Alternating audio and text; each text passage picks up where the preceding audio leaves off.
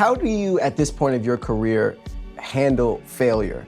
And what does failure look like to you today? Yeah, I love that question. So I don't see failure when it comes to like a box office win or loss or anything like that. I don't measure things in that way anymore, because you just know that when it comes to box office, you know, there's so much pressure and attention put on the opening weekend. And the opening weekend is important here domestically, which a lot is judged on.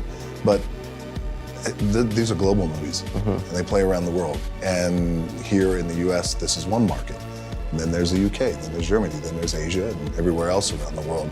So there's a long tail to that never gets reported, and that's why I don't worry about, oh, this is what it opened to in the weekend. Right. No.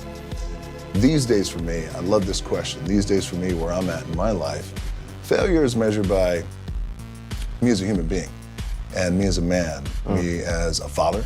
I got 3 daughters, various ages, 20s, 8, 6, all girls.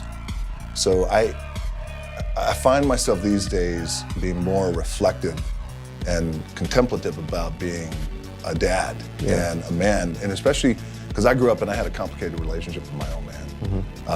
But I learned so much from him, but also a lot of the stuff that I didn't want to be, and I don't, which is kind of crazy. Yeah.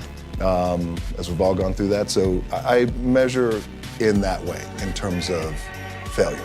And what I also did, man, I understood the value of not calling it a failure and just calling it a lesson. And I just realized that, you know, our brain is always listening to us. So when we say stuff like, oh man, I really fucked up, this thing happened, I'm this or I'm that, it gets in there. Yeah.